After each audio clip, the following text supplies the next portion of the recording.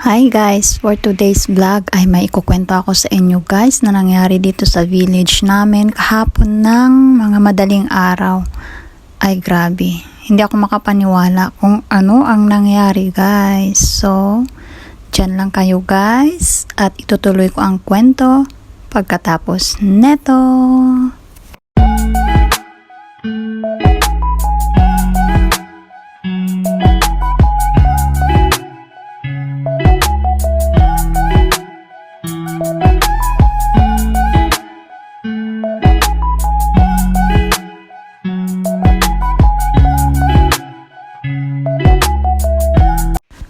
So ito na nga guys, dahil hindi ako makasali sa Sardinas Challenge at mga Dilata Challenge, wala talaga ako mga dilata dito guys kasi hindi kami mahilig bumili ng mga food na processing food na nasa lata ganon. Bumibili lang ako minsan ng sardinas para sa sarili ko pero hindi ako bumibili palagi. So ito na nga guys yung nangyari. Yung kapitbahay namin na inakyat sa bintana at alam niyo bang nangyari? Pinagnakawan. Ano ang ninakaw guys? Hindi puri guys ha. Ang ninakaw sa kanila ay nilimas ang pera. Yun ang sabi sa akin ng aking amo. So, yun nga ang sabi sa akin ng amo ko, mag-iingat ako palagi dito, mag-iingat kami dito. Paano nga kami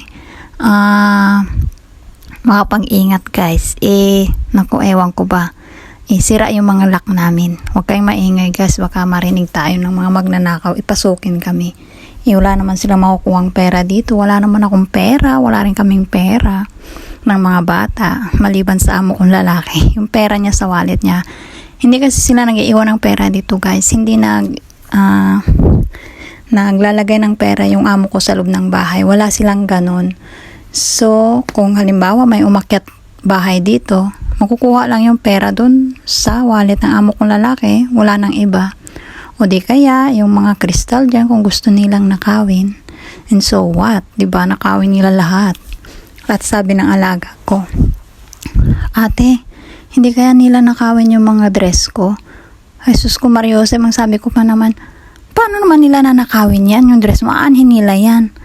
Kasi baka may anak yung magnanakaw, ibigay niya sa anak niya. Ay, kaloka na bata to. Sabi ko, hindi na nila sasayangan yung oras nila no sa pagnanakaw lang ng damit mo. Hindi nila mapapakinabangan. Sabi ko, kapag halimbawa may ganyan, sabi ko sa alaga ko, kapag nagising ka at nandyan sila, mag-pretend ka lang natulog ka, wag kang gagalaw talaga. Kasi once na makita kanila, gagawin kanila ng masama.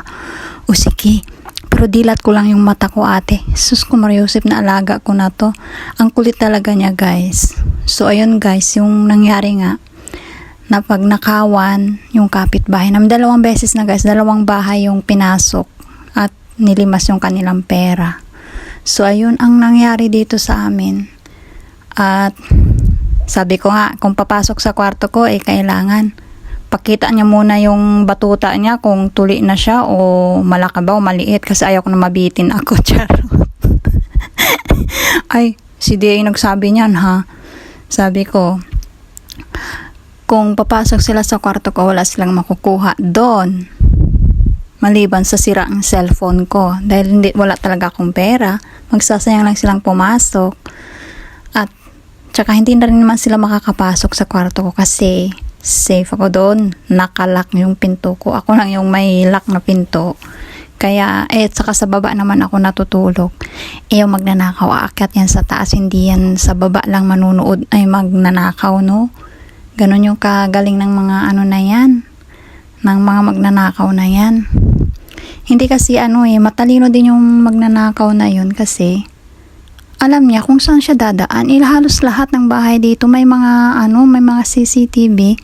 Hindi pa naman siya nahagip daw. Nakita na lang na malayo na siya, tumatakbo na yung magnanakaw. Pero dala-dala na yung pera. Wala nang nakahabol. So yun lang yun guys yung kwento. Bye-bye.